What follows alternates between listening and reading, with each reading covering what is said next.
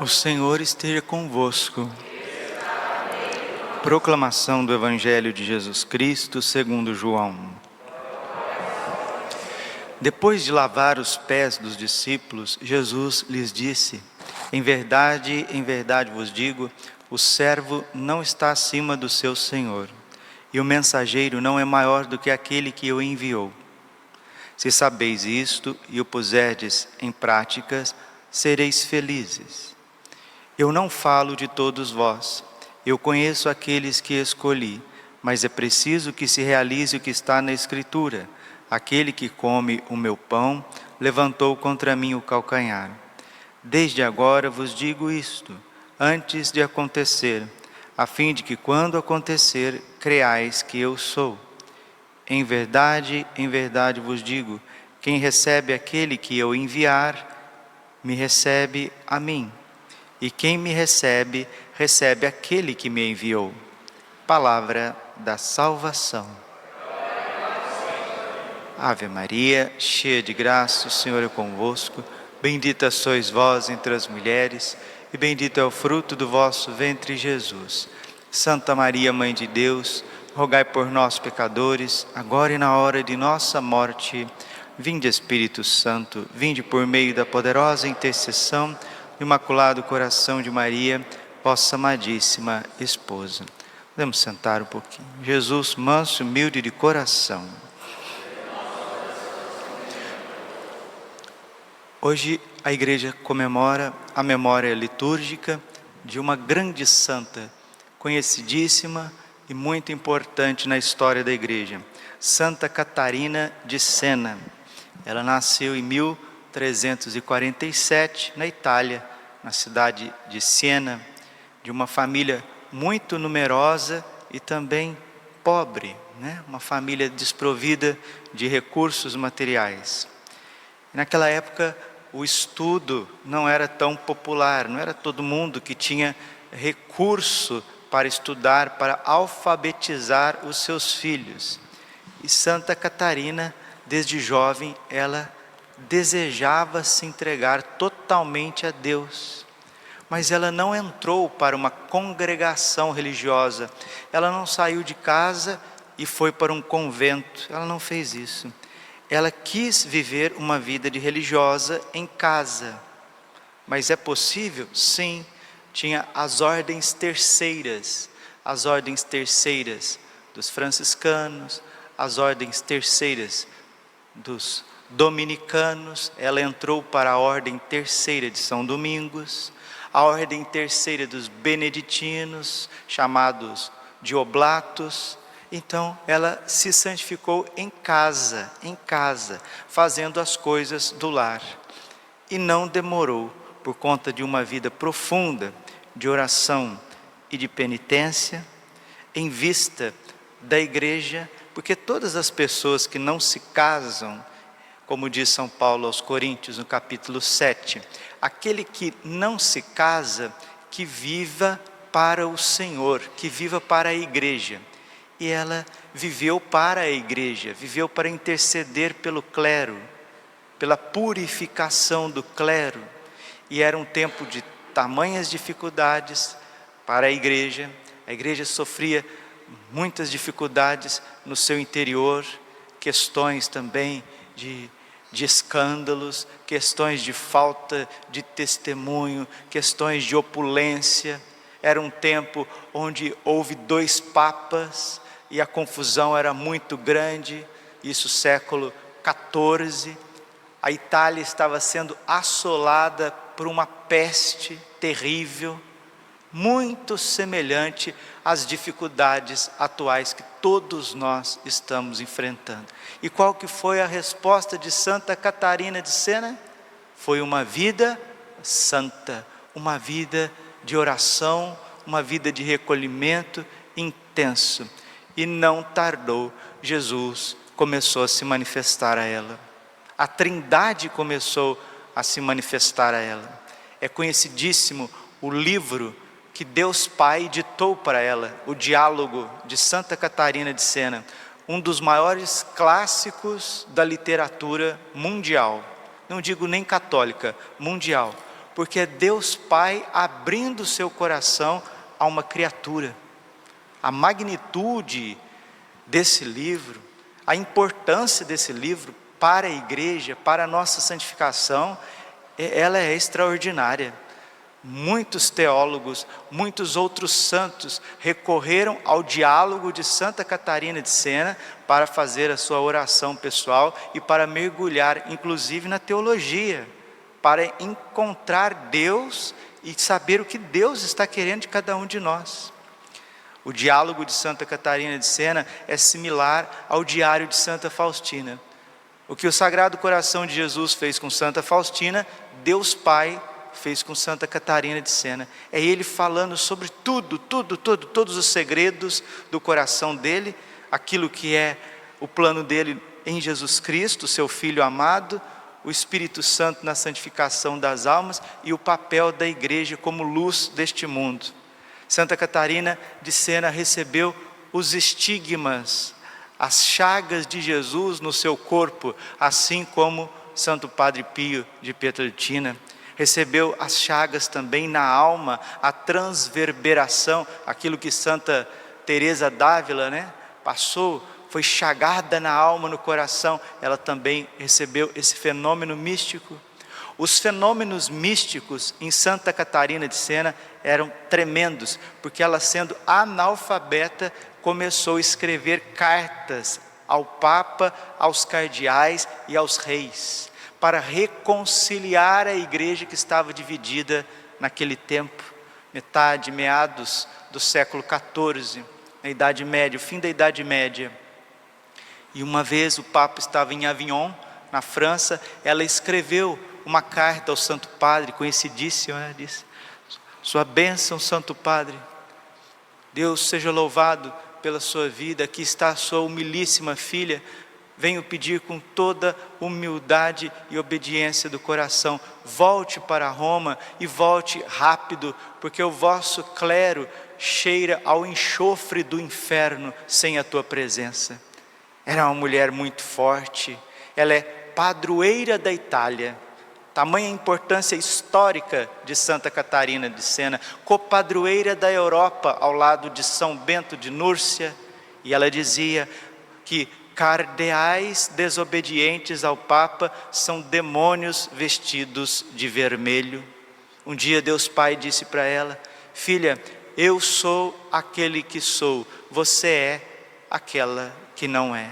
Saiba que toda perfeição, todo caminho de santidade concentra-se na cela do autoconhecimento. A pessoa, para amar a Deus, amar a si mesma, amar o próximo, ela precisa se conhecer.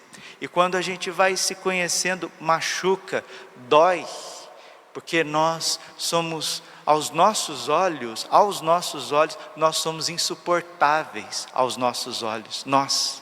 E Deus Pai falou: calma, minha filha, eu vou te ajudar, eu vou te ajudar. Por isso nós estamos aqui na missa, graças a Deus, a Santa Missa. Você vem da sua casa, você vem com os seus problemas, você vem com as suas dificuldades, você vem com os seus pecados, você vem com as suas misérias, mas se você vem humildemente participar da Santa Missa, se você confessou, Deus Pai falou muito sobre a confissão, que quando a gente confessa, o que acontece conosco? O sangue de Cristo está nos purificando.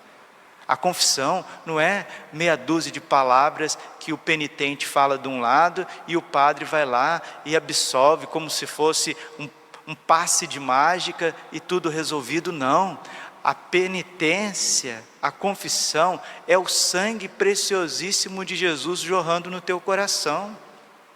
Quando você está aproximando do confessionário, quando você está aproximando de um sacerdote para fazer a sua confissão, são os próprios anjos que estão te conduzindo. Eles vão te conduzindo e naquele momento você vai abrindo o teu coração, você vai falando das tuas misérias, dos teus medos. Por isso que a confissão precisa ser feita com frequência. Precisa ser feita com frequência. E certa feita, Santa Catarina estava na igreja, no banco da igreja, rezando, adorando a Deus. E o sacerdote estava atendendo a confissão dentro da igreja, no confessionário. e os penitentes entravam no confessionário, faziam as suas confissões. Ela, porque tinha olhos dados por Deus, né? Via as coisas como Deus vê. Isso são santos místicos, né? Deus deu uma graça maravilhosa para ela, de ver as almas que saíam do confessionário. As almas que saíam do confessionário, escreve Santa Catarina de Sena, eram tão belas, tão iluminadas, tão graciosas, que os próprios anjos que estavam ali adorando a Deus no altar, corriam o risco de adorar essas almas, pensando que fosse o próprio Deus. Você escutou? Uma pessoa, quando confessa, ela é de tal modo banhada no sangue de Cristo, na misericórdia divina, depois da confissão, a alma dessa pessoa fica tão bonita, porque ela recebe de novo a graça santificante que tinha perdido, ou seja, Deus vem habitar nesta alma, vem enamorar-se dessa alma. Esse verbo, muitas vezes o pai usa, eu me enamoro das minhas criaturas. Deus é apaixonado pelo Senhor, pela Senhora, apaixonado, loucamente apaixonado por nós. E Ele entrega o seu Filho muito amado, unigênito, para nos purificar de todas as nossas iniquidades, perdoar todos os nossos pecados. E isso acontece quando confessamos, quando vamos ao sacramento da confissão e humildemente abrimos o nosso coração ao ministro de Deus, que é o sacerdote. E Deus Pai disse para ela: fica sabendo, minha filha, que foi na dispensa da hierarquia eclesiástica que eu depositei o corpo e o sangue do meu filho. Duas coisas que o Pai fez por nós e fez através da igreja: o sacramento da confissão e o sacramento da Eucaristia. São João Bosco sempre dizia isso aos jovens: duas armas quebram os dois chifres do demônio: confissão frequente e comunhão frequente. Vamos também, queridos, tomar posse desse amor que Deus tem por nós. Olha o que Ele está dizendo: eu sou enamorado, eu sou apaixonado pelas minhas criaturas, principalmente aqueles que Deus vê em nós a imagem do seu Filho pelo batismo.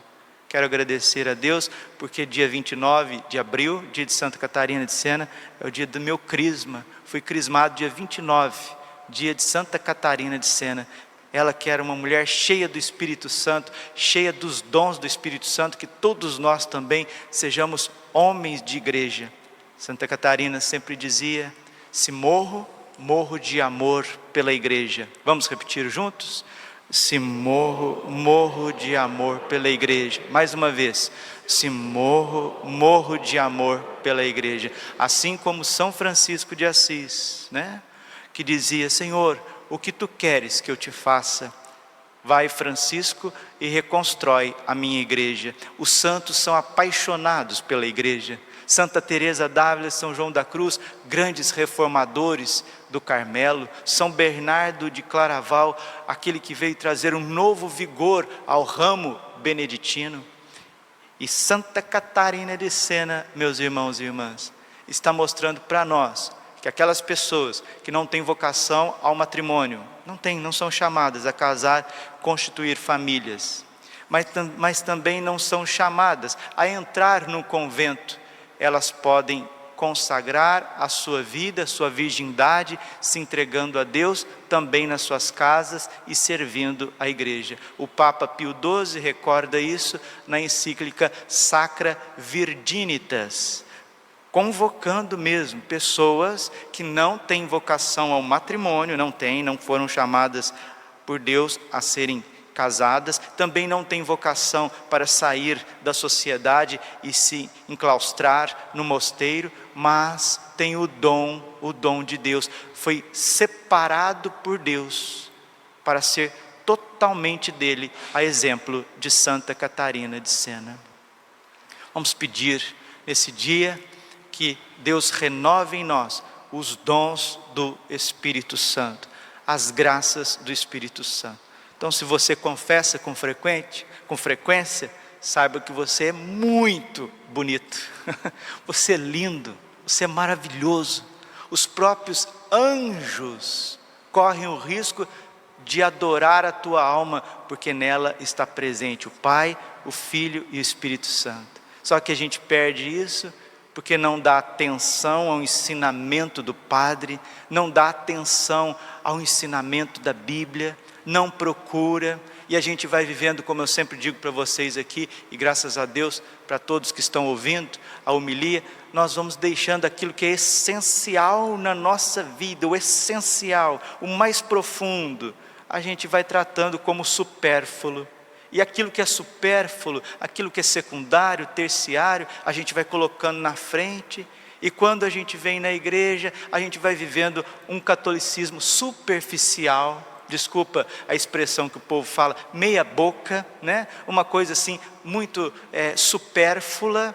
E até às vezes assim, num sentido de faço, não faço, jurídico, né? O que eu tenho que fazer? Eu tenho que ir lá na igreja no domingo? Então tá, deixa eu ir lá porque diz que tem que ir, deixa eu ir, né? Eu não matei, eu não roubei, eu não me prostituí, e agora eu vou viver a minha vida buscando coisas supérfluas, coisas que não tem.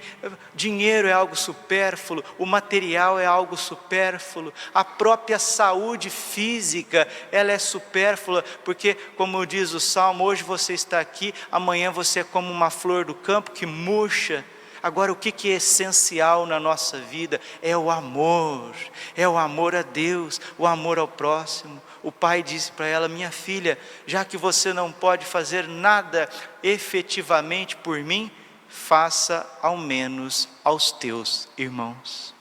Se você quer amar a Deus, ama o próximo, mas não só ama o próximo sem reconhecer os teus pecados, reconheça os seus pecados, confesse com frequência, e quando você vier à Santa Missa, os pecados veniais, aquele peso que você traz de ontem, né? De ontem, de antes de ontem, de 10 dias, você que confessou há 10 dias, há 15 dias, você que confessou há 20 dias, você que confessou há 30 dias, mas que graças a Deus não cometeu pecado mortal, não cometeu esses pecados veniais nos ensina a igreja.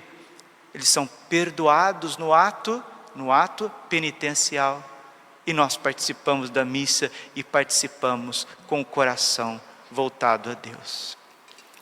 Um dia, e termino essa reflexão com vocês, um dia Deus Pai disse para Santa Catarina de Sena, o pecado que até o demônio tem vergonha. Você sabia que existe um pecado que até o demônio tem nojo? O demônio tem nojo de um pecado, até ele tem abominação de um pecado. Sabe qual que é esse pecado? Foi dito, Deus Pai disse para Santa Catarina de Sena, no livro do Diálogo, no capítulo 28, no número 6 do livro dos Diálogos de Santa Catarina de Sena, o pecado que até o demônio tem nojo, até o demônio dá as costas, é o pecado contra a natureza, homem com homem, mulher com mulher. E Santa Catarina de Sena, ao lado de Santa Hildegarda de Bingen, ambas são doutoras da igreja, elas diziam, o Espírito Santo nelas, porque são grandes profetisas da igreja, doutoras da igreja, iluminadoras de papas, místicas do mais alto grau. Quando os homens começarem a se comportar como mulher, e as mulheres como homens, é sinal que chegamos no fim dos tempos, no tempo de uma grande purificação. Calo-me para deixar Deus Pai falar.